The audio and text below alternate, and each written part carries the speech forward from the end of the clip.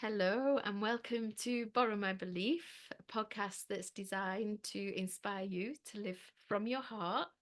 And I bring on wonderful guests who are ordinary people doing extraordinary things and following the path of their soul and their heart. And today I've got Satinder with me, and I'm really excited for this conversation. We've already had a little chat and it could have gone on forever, and we had to just press record so that you could hear what she's got to say. So, Satinder, thank you for being here with me. And do you want to start by, I don't know, just start and let's see Okay. what happens.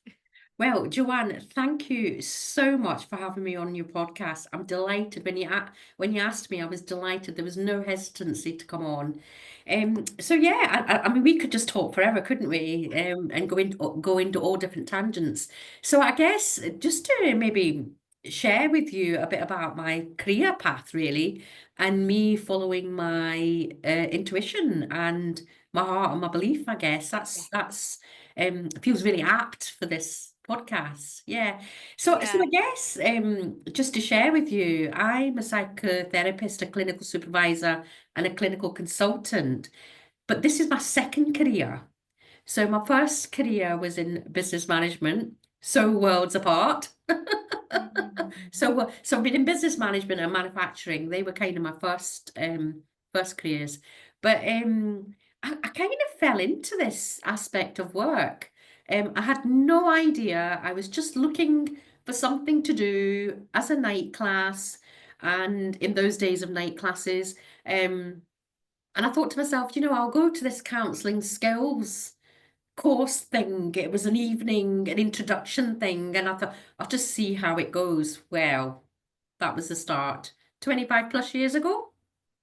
Wow. Satinder, do you actually believe that there is such a thing as fell into it? Or do you think that somehow you were guided there?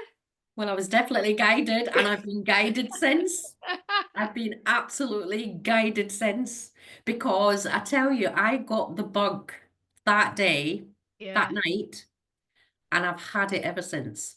Okay, so what happened from there? So you went, so this is 25 years ago, you're Plus, saying, yeah, 25 years plus, yeah. and you went to this evening just out of interest. So tell Yeah, me, and you're saying that your career was completely different. So tell me completely what different. happened inside your system, what went on? Well, it was, it was really interesting because I attended do you know when you have these kind of introduction? I did the counseling skills and I really loved it and I thought that's what I want to do. But then I had the opportunity to start volunteering in a sexual trauma organization. And that led on from that evening. It kind of led on like I want to offer my time, I want to do some voluntary work. I want to kind of really, I want to help. I've got a real passion to make a difference in people's lives. So I started volunteering for sexual trauma third sector organisation. Oh my goodness, Joanne, that was just the start of something else. So I Mm. remember volunteering, and it started off like 2 hours a week, and I was volunteering like 20 hours, and it was like it was getting ridiculous. And I thought, this is an area that I really want to learn about. This is an area I want to really support people with. And so I started taking an interest and sort of started to work in the area of rape, sexual assault, child sexual abuse, ritual abuse, forced marriages, domestic violence. So I got really, really passionate about that area. Now, it's really interesting. So if you think about business management, you think about manufacturing, and then you think sexual trauma.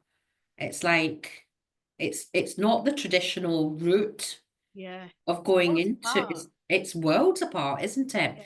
And it was really interesting because it was really interesting in way back in the day, we're talking late 90s.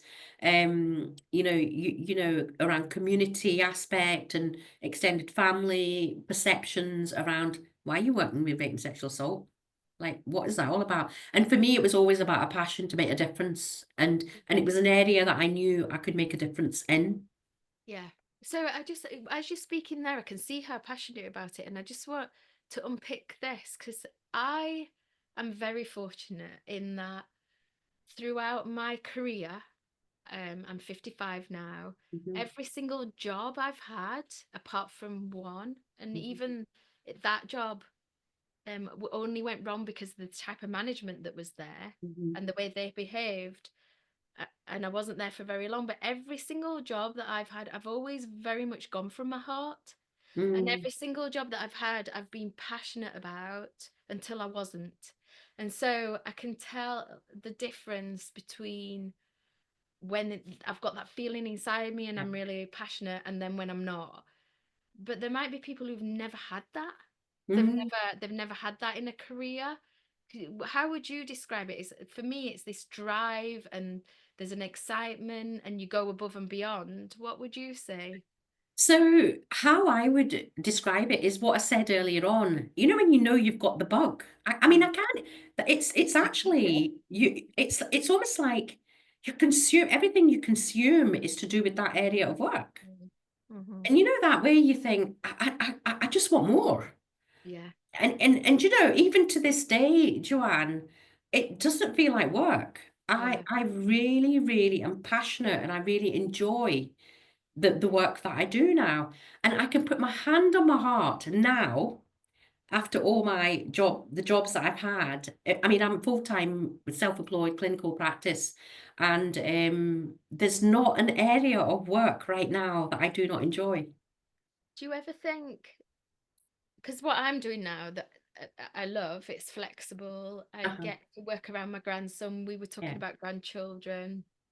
And gosh, there's so many questions I've got for you already. But do you not think that there may be some people who don't even believe that's possible, that yeah, if it doesn't feel like work, you can't get paid for it, or yeah.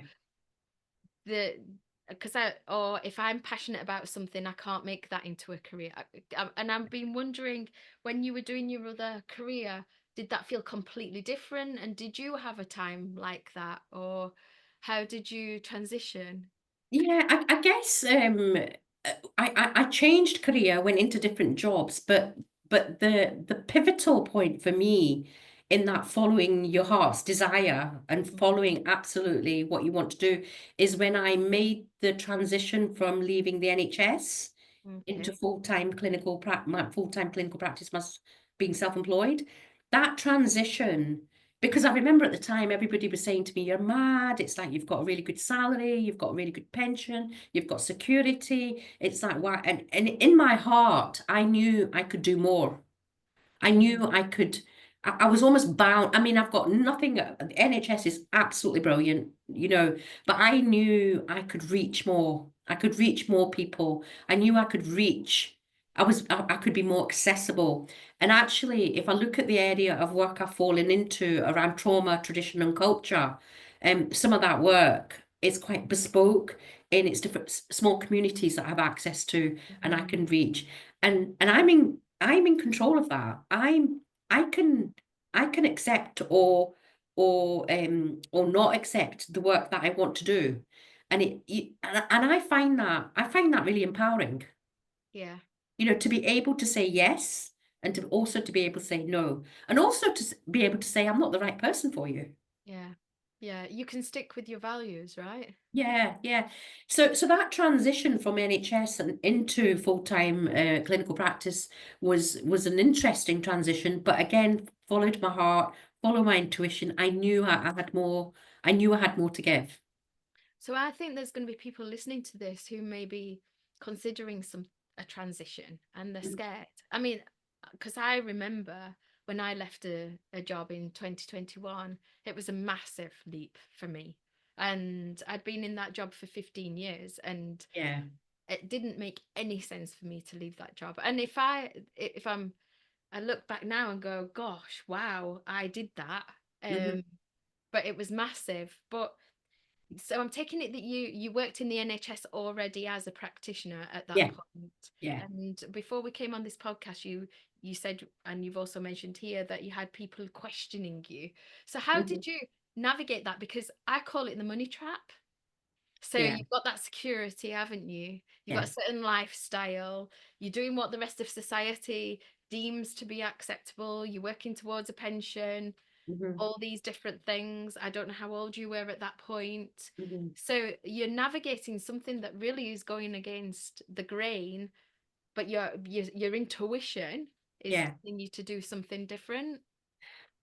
Well, it's the norm, what we call the norm, isn't it? It's Yeah, like, that thing about, having a good job, having a good salary, having your secure future with your pet. It's the norm. It's what people talk about, isn't it? yeah, But I guess it's the element of, I suppose what I'm thinking about. Yes, there's financial security, and I wouldn't say anybody making that transition. Of course, you've got to get your finances in order and make sure you're able to make that transition. And it wasn't an overnight decision. It took me ages to make that decision. But I guess for me, the passion of what I wanted to do yeah. and the self-belief that I could make a difference in more people's lives than I Yes, was already doing. And yes, and I didn't want to do management anymore. I'd come from business management and I went right full circle back into management again. yeah, It's like I yeah, didn't want to do management. I wanted to work with people. yeah. And if you'd have stayed, what do you think would have happened? Oh gosh. I think I would have been unhappy. Yeah, I would have been bored. I would have been, yeah. I just happy. I would have been so unhappy. Yeah. yeah. And it's not unhappy because it was a great team I have worked with, everything about it. It was just my drive to do different things. So if I think about it now, all the different pieces of work that I do now, there is no way I would have had access to any of that. So, Mm, working with, I mean, mental health is across the board, isn't it? It's not, there's no creed or color with mental health. It's across the board. yeah. And it's like, working one minute I can be working with a business owner, next minute I could be working with a film producer, another time I could be working with cast members of a production that we're going to do. Because mental health is across the board, it can affect people in different ways. Do you know that's really interesting? You should say I've written so many notes. I've Uh-huh. got so you said access to people, and what I was Yeah. thinking about there is they wouldn't have had access to you. So once I was on a webinar and I was setting up, I was scared to put myself out there. Uh-huh. And the woman actually on the webinar, she said to all of us, if you Uh-huh. don't put yourself out there, think about all the people that are missing out because your skill wasn't available to them. And so when you said the people you've got access to, I was thinking, well, they've got access to you Yeah. that they wouldn't have otherwise had. And with you saying that it was bespoke, that I actually was really good friends with somebody for a long time, and he was a psychiatric nurse. Mhm. And when he went into that field, he was so enthusiastic about it. And 25 odd years later, I spent a lot of time with him during COVID, and you Mhm. could see he'd given up in his own profession because he couldn't give the people, because of the restrictions, he Mhm. couldn't Mhm. give the patients what he wanted to. And I remember thinking, gosh, this must be so disheartening because he was passionate about what he did, but the passion had, it was waning because he Mm. couldn't help the people that were coming up in front of him. And Yeah. it was so sad because, like you said, it's bespoke what they Yeah. needed. Yeah, Absolutely. And yeah. and that's and actually how my work has kind of evolved, Joanne, is that it's really interesting because I work, you could call it therapeutic coaching. So I'm a qualified coach as well. And what how it's evolved is I'll work therapeutically with individuals because that's what they need. Something's happened in life or a historical event in life. And I'll Mhm, work with that. But then what happens is that they feel as if they worked through, they get on with life. mhm. And then we just transition on to coaching because they Yeah. want to stay and continue working. And then we look at, how they can progress. And so I do, so the coaching You've got comes both in. sides, haven't Yeah. you? So, Uh-huh. I mean, I think I've mentioned this on other podcasts. So Uh-huh. I had 2 years of psychotherapy because Okay. I have I never told you this? I had trauma in my background. Okay. So what happened to me is 20 at 14, I would have been about 48, 47, 48. I tried counseling and all sorts, and Right. you know what I did? I would reach a point in counseling through the years where I was so intuitive with the counselor. I would convince the counselor I was fine now and I would move Um, on. And I was kind of doing it subconsciously. And Mhm. then eventually, just through a series of events, because I believe life is always looking after us. It's my belief. I'm spiritual.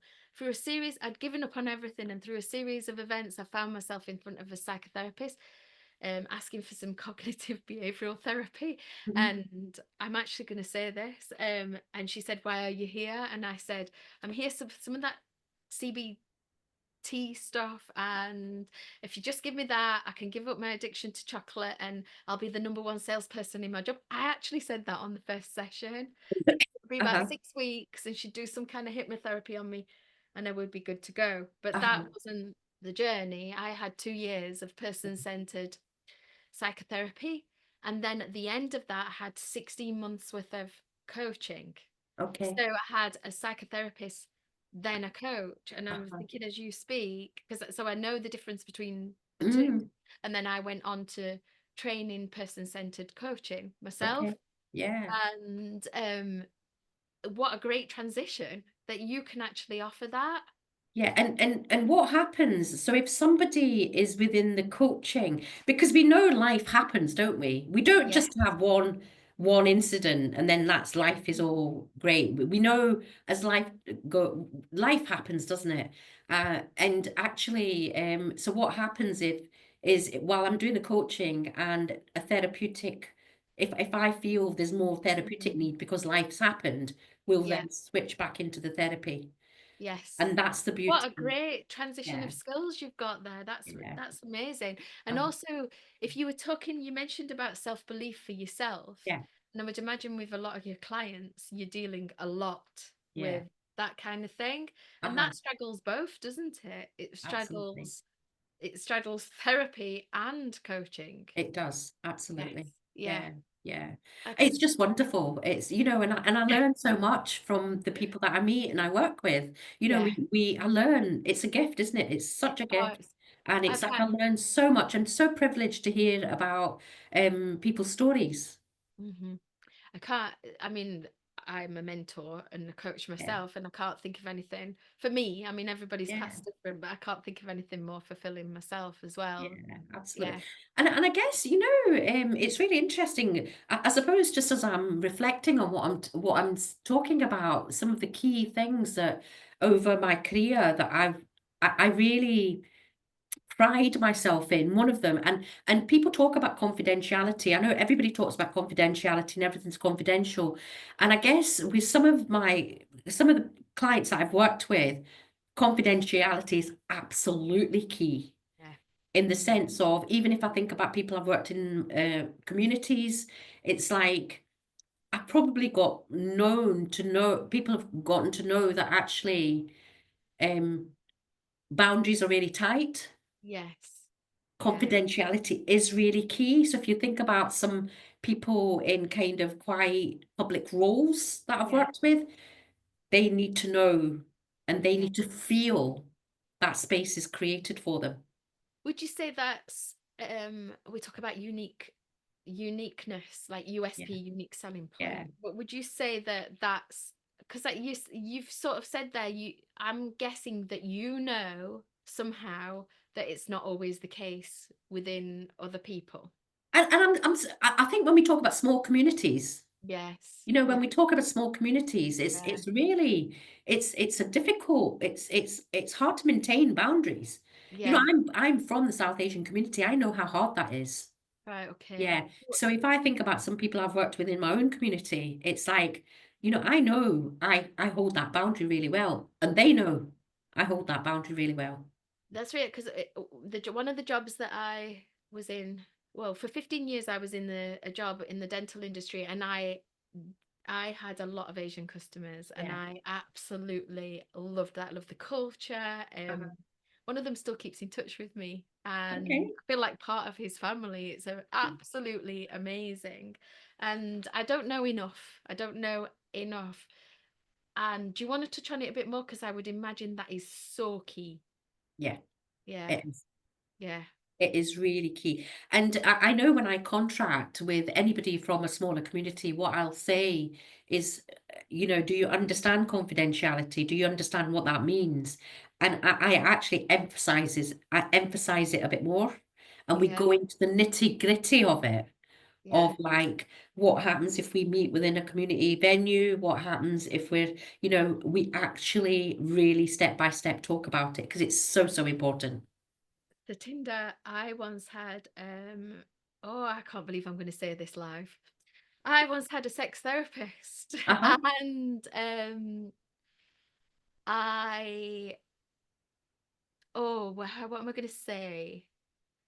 I months down the line, we were just finishing up, and in the last session, she said to me, I think we probably only need one more session, and you might not even need that. And we came to that agreement.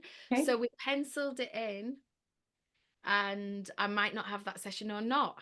And it was a kind of, we are finished, but here's a session just in case. Uh-huh. And I then went to my husband's friend's daughter's birthday party Okay. about 2 weeks later. And for whatever reason, my husband and I went separately. And this was his friend, and him and his wife had split up years before. And my husband came running out of the venue saying, Joanne, I just need to warn you before you go in here. My therapist was his ex-wife, was the daughter of the party that we're going to. Okay. And oh my God, was she amazing. And the whole Yeah. situation was incredible. Yeah. And I felt so comfortable, and Yeah. she was fine. And Yeah. so I didn't even know that would ever come up on a podcast or There you anything. go.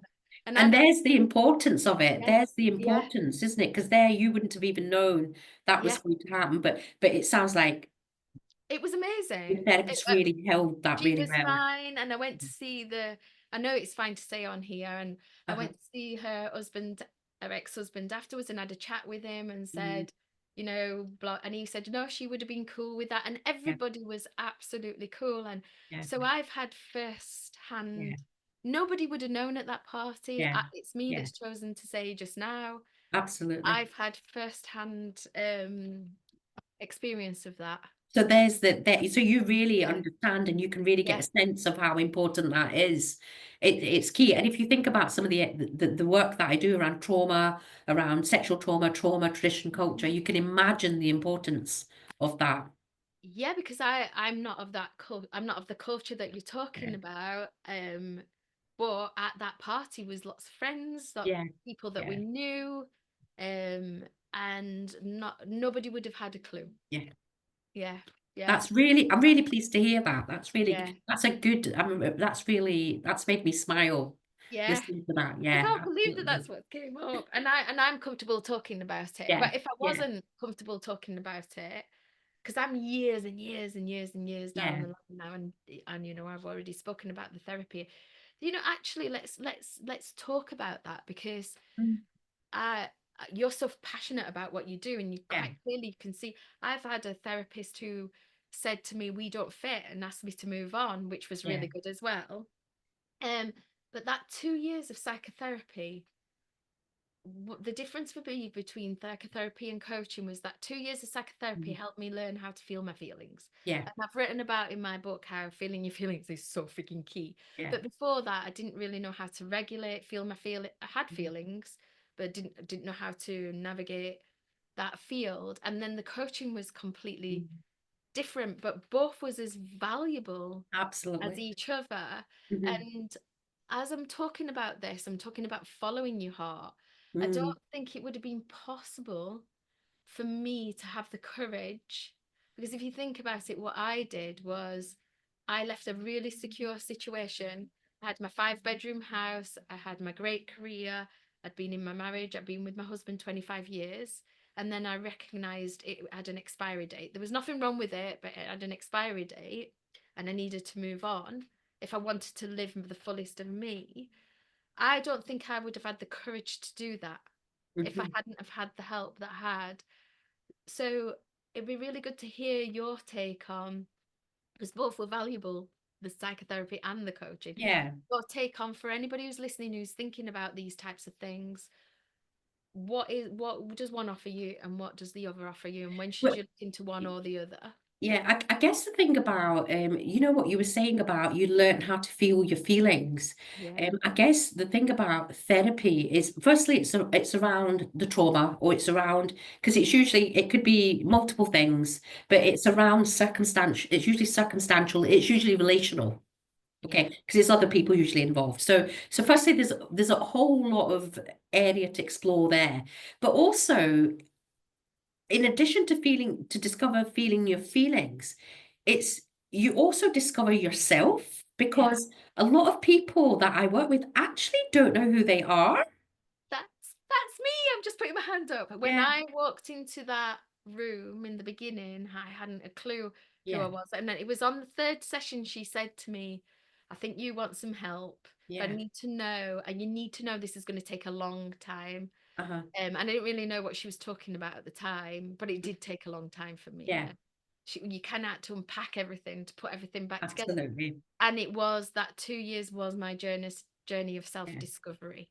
And it's Absolutely. not easy. Nobody, I'm Oh going to my say it gosh. right now, it's not an easy journey. It's not easy to, and that's the thing, what I would say is to be engaged and to be ready and to be, and when I have my initial consultation with anybody, I'll say to them, the first thing I'll say is, You and I need to connect.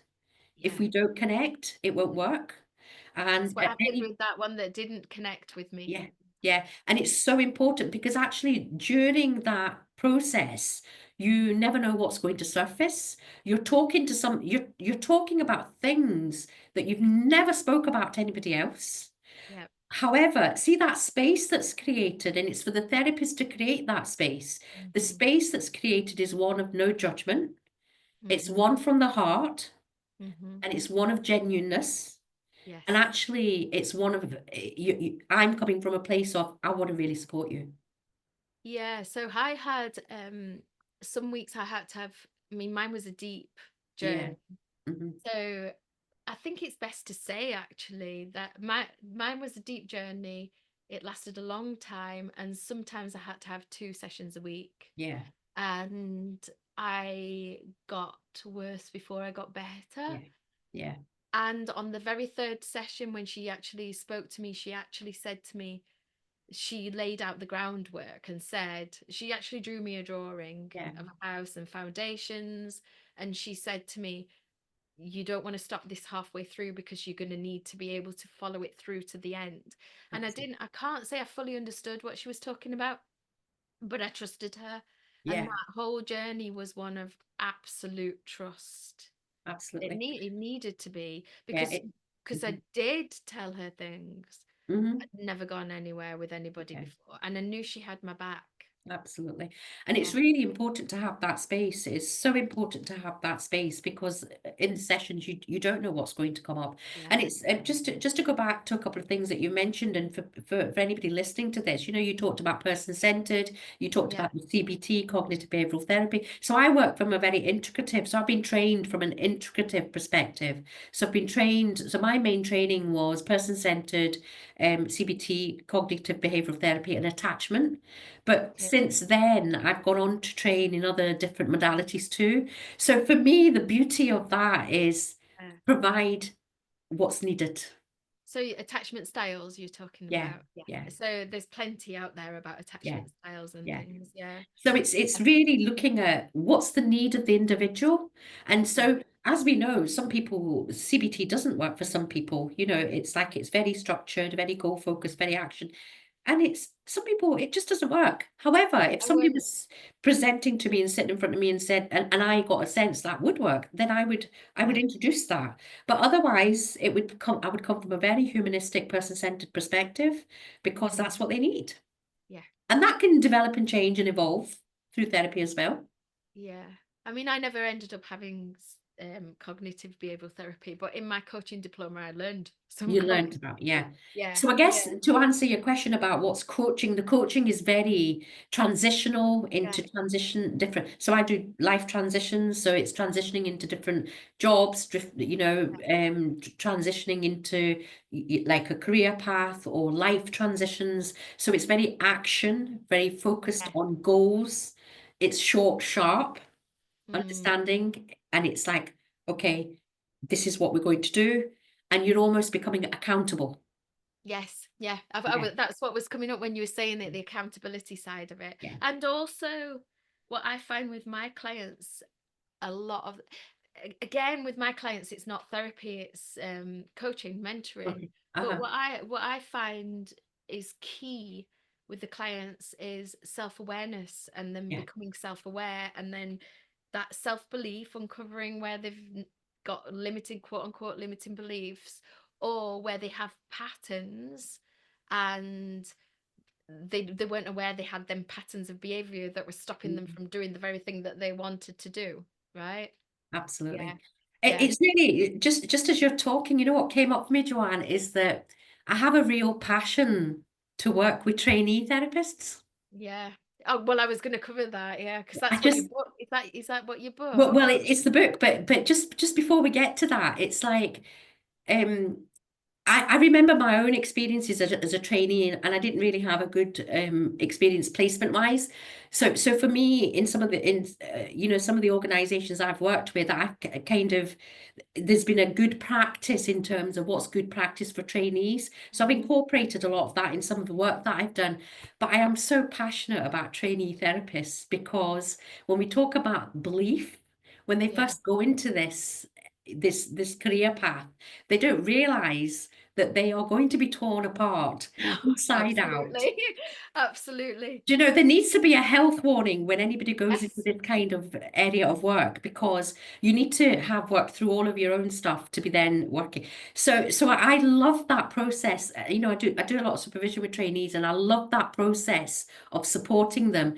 And I also love that you know, I can give them that sense of belief. yeah, yeah. You'll get through this. You will do this. Because you do, you whatever client you've got in front of you in whatever capacity, you are going to face your own stuff. Absolutely. Yeah. It's going to come up. There's no, I suppose, unless you're doing it, it would be hard to understand Yeah. that. But there's no, Yeah. but I remember one of my teachers, one of my mentors, a lot of her clients were actually therapists, Okay. and she she attracted therapists, and it was actually under that capacity of self-belief. Yeah. Yeah, I just love yeah, the work, and I yeah. love, and I also, and the amount of trainees that I've still kept in touch with, and I still carry on and supervise. It's just wonderful because I just see the journey Yeah, of how they've evolved and their yeah, confidence and how they've qualified and then they've become experienced, and I learn so much from them too. absolutely. It's That's just you. amazing. You're always learning, aren't you? So Always. let's talk about your book. Okay, so yes, the book. Oh my goodness. So the book, how that transpired. So the book is called When Therapy Goes Wrong. Ooh, Learning from challenges and improving practice. So that's the name of the book. And the book launch is on the 30th of January, mhm, online at 6 p.m. and everybody's welcome. However, it's really interesting how this came about, Joanne, because somebody had said to me, "Oh, you're really experienced. You can't have ever got it wrong." And mm. I'm like, "Really? I'm human too."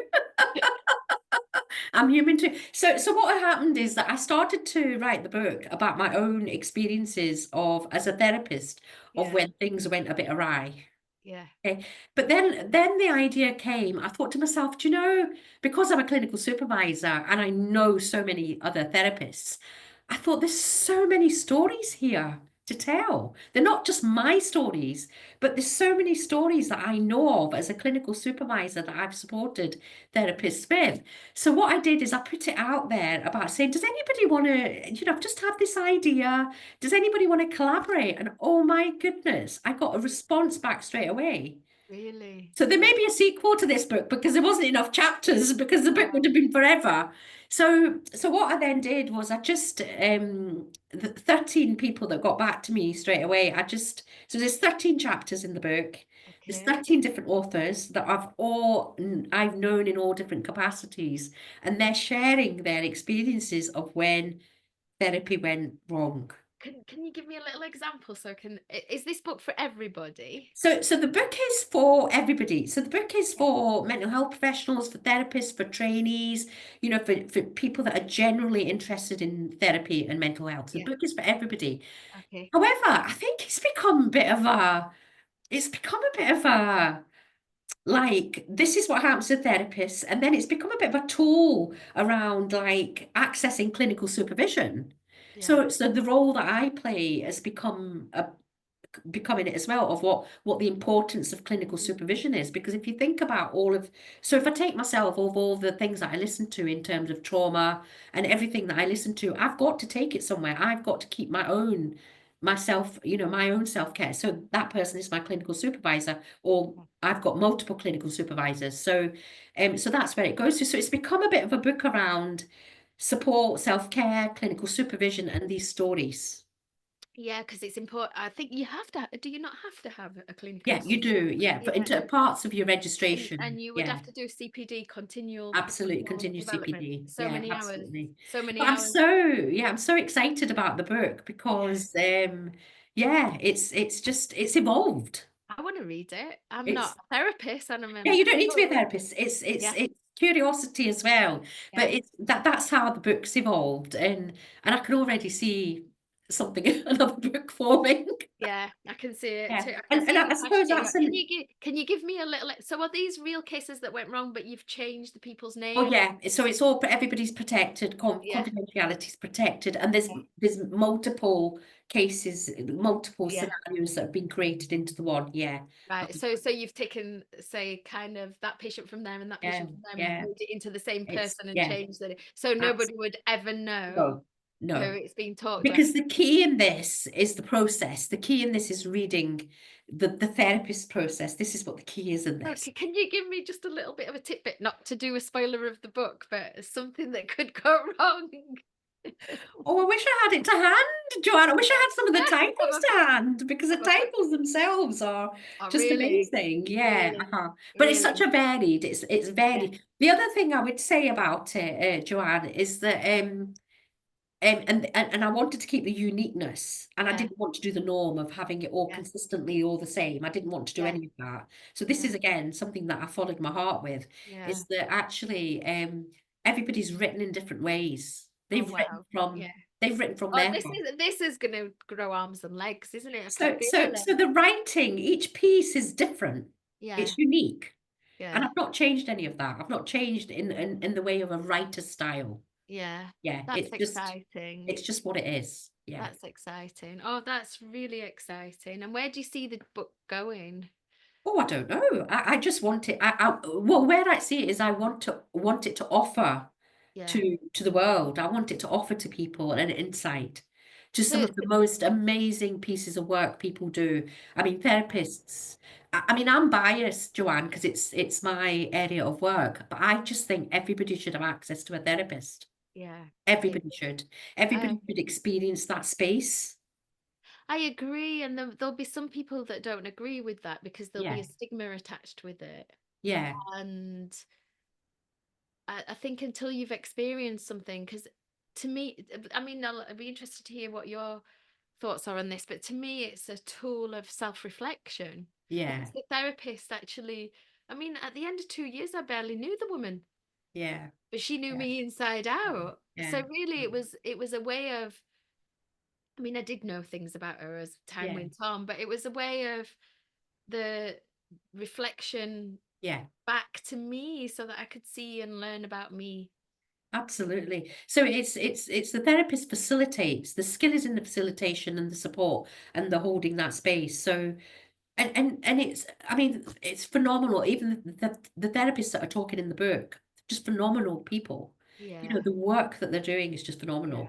And it's absolutely. just I just think I just wanted to share. So where is it? Well, I just want to share the story. Yeah. I want to share therapist And I story. can, do you know, you're giving such an amazing example because this is what this podcast is about, right? Following your heart. Yeah, And I love your answers because you're not saying, oh, I wanted to make this much money from this book. You're not saying, oh, I want to sell this many copies. You really are coming from your heart and your yeah, passion of my intuition's telling me this needs to be out there. and Yeah, it's going to help people and I'm yeah, serving. And I think absolutely. being on a webinar, I've been doing, it's January, isn't it? And we all have, regardless, you could get swept up in these New Year's resolutions and goals, and Uh-huh. it just feels like that time of year. And I've been going on a lot of webinars and Mm, reigniting some of the things I'm doing. And I was on a webinar about business, and the guy that I've been part of this group for 5 years, and the guy was saying that he's a multimillionaire, this guy, but he was actually saying that he's met loads of multimillionaires and he's met mhm. loads of unhappy Yeah. multimillionaires. He became a millionaire in his 20s through digital means. Uh-huh. And he was saying that in his community, he's really passionate that people follow the heart and follow the Yeah. values. And he was talking about, if you follow your values, if you work out what your values are, I mean, I was fortunate enough at the beginning of doing my coaching diploma. One of the first things they did was we look at our values and what our Yeah. values are. And he was saying that if you follow your values and you live from your values and you live from service, the means will come along to Yeah, support you in that. And absolutely. it was around about this time last year where I made this decision that I was going to follow my highest joy. I mean, you've seen some of my journey because we're part of Yeah. the same kind of network. Uh-huh. And I decided I was just going to trust this whole thing of following my highest joy. I'll just follow my highest joy and everything else will fall into place. And yeah, I've done some wacky things over the years, over the last year. But you know something? It's not failed me at Yeah. all. I've taken some really great big leaps of faith, and not one, I mean, it's been scary and I've been, oh my God, but not once has it not worked out. Just from following Amazing. that Yeah. highest joy. And I can see that's what you're doing.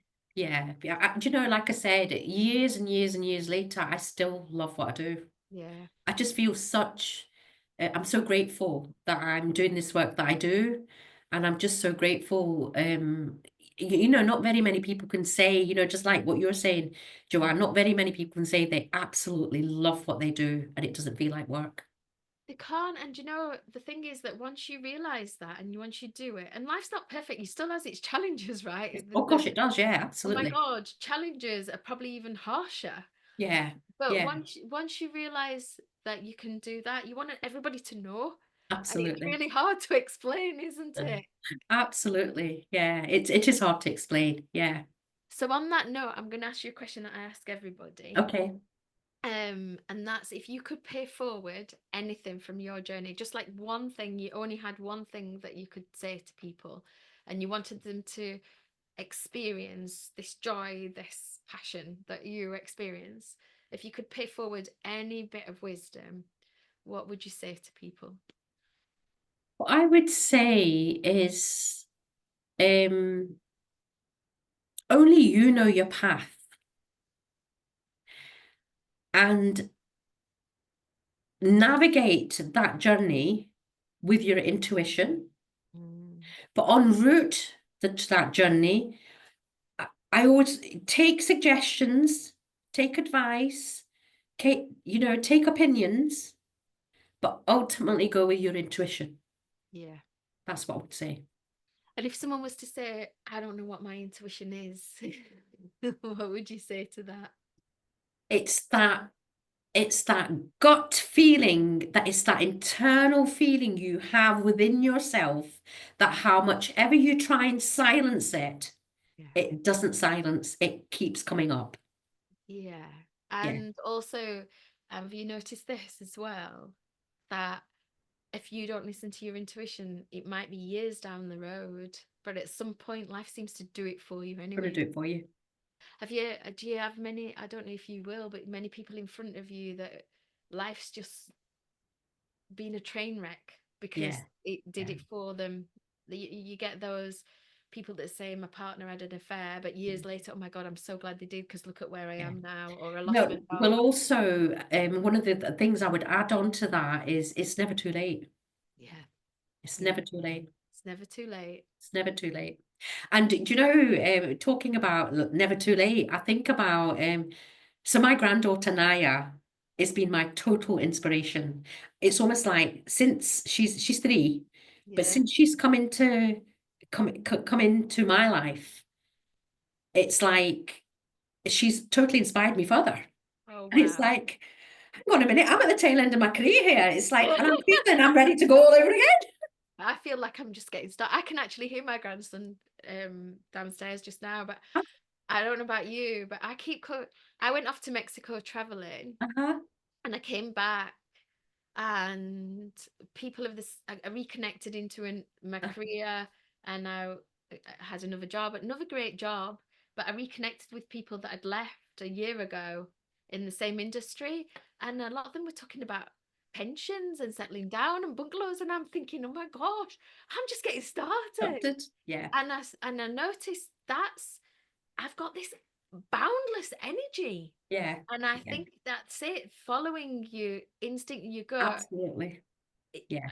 it energizes you, doesn't it? It totally energizes you. And I'm just for a laugh, I was just thinking of all the job descriptions that I've had, no, job titles I've had in my life.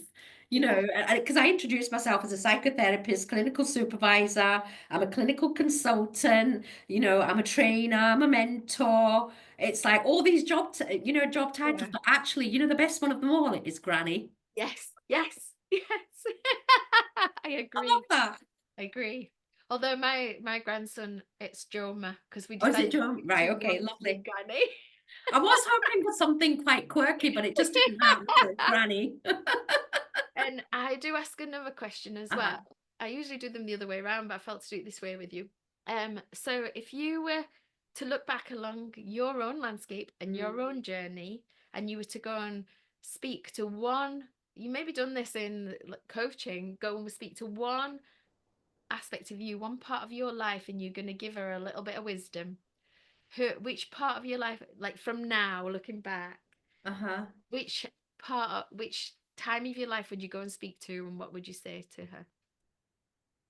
Oh, it's got to be my inner child. It's got to be my Yeah. child self, isn't it? My younger self. Okay. Yeah, it's got to be my younger self. And uh, just go for it. My younger self, just just go for it. Hmm. Just ask the questions. Just trust yourself. And the mistakes are the best learning experiences. So Yeah. don't give yourself a hard time. Yeah. The It's that mistakes. younger self, isn't it? The mistakes are the best. They are the best. Yeah.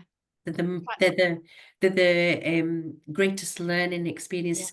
I'll give you just to share a bit of it, and some of the trainees that'll be listening to this will know what I'm talking about. So whenever they'll come into a session and they'll say, "Oh, I've done this," I just respond by saying, "This is awesome," and they Yeah. don't get it Yeah. because it's the greatest learning experience, and they'll Yes. never forget it. Yes. And also, I had a mentor. So that mentor that I had after the psychotherapy, he didn't believe in problems. No. And he was like, that word should be absolutely scrapped out of life. But what is a Yeah, problem? Problems your initiation of it often to the next level of your absolutely. life. Yeah, And after yeah. listening to him for a very long time, I kind of got into that way of thinking myself. Absolutely. Like, Yeah. So, what's this serving me? yeah. What is this thing gifting me right now? And often it can Yeah. feel, oh gosh, the emotions can be coming up. There's the triggers. There's all sorts going on in a problem or a so-called problem. But often there's some piece of gold dust in there, isn't there? Absolutely. Absolutely. Yeah. Yeah, So that's what I think I would answer by that about my younger self, yeah, that kind of I have a conversation with my younger self every morning and every night because because just and that's um, amazing. I just love it. I've got a photograph of it in my office and I have a conversation with her every Of single you day. when you were littler. Yeah. And I have Oh, a that's conversation with brilliant. her every single day. And I might add that to my practice. So really I've great. started a really interesting practice. Uh-huh. I wake up in the morning and I talk to me that evening Oh, and right. Okay. what she got up to Okay. and what did she do and does she have any advice for me? And I learned this is not mine. I learned Okay. it from something I was doing. Uh-huh. And I go into a hypnotic state first. And I've started to have some really, really interesting experiences. Oh, You'd wow. have to, it didn't happen straight away, No. So it's happened over a period of time from practicing it. Uh-huh. And I'll give you a couple of examples if you want. So it's really weird. So one morning I woke up and I connected with the later on, and she said, right, today you're going to wear this. She told me what to wear. And this afternoon, something really wonderful is going to happen that's going to surprise you. I was like, oh, okay then. And I got quite excited. And I put the clothes on, and something wonderful happened that afternoon that I wasn't expecting at all. So that's been one of the things. I mean, the viewers will be like, oh my goodness, what's she talking about? And then another time I connected and she says, right, you're going to be in the kitchen tonight and you're going to be having dinner and there's going to be music on. And there was no plans of that whatsoever. And Right. then the way the day transpired, by that evening, I was with a group of people that I love having dinner and there was music on. There you go. It's Yeah, been, I mean, who can say that? I I mean, know. yeah, And some of the conversations I have in the morning is like, oh, that thing about the day ahead, just having a think, oh, this is yeah, what it's as if, that core of me, I'm speaking to yeah, my core, yes, that's what I'm yeah. doing. And then at the end of the day, I'll just sit and reflection of my day, and this is what happened, and I'm wondering what you're thinking, and blah blah blah. So it's a really lovely, It's very beautiful, similar. yeah, it's We're really kind of simple. doing a very similar thing, but a little bit different. I'm going to Yeah. start doing the child one. I'm going to add To it into, find a photograph yeah, of yourself of the younger person that the child that you recognize of yeah, you, and it's a photo, and then I've got it just in my office, on my office wall, yeah. and then just sit it somewhere that's prominent, and then I'm going just to have do those that. conversations. I'm going to do that. And all being well, I'm going to be on your online launch on the 30th of January. And if you can share the link, I'll put it below That's this great. podcast. And we've already discussed this podcast that's going on out on the Sunday before that. Right, okay. So, and also I'll put any, you can let me know. We'll put links below for Yeah, people so that they can find super. me. Brilliant. Thank you. Joanne, I could just keep talking to you. Me too. Maybe we've got to do another one further down the road, right? We do. Yeah. Thanks, Satinder. All right then. Thank you. Thank you.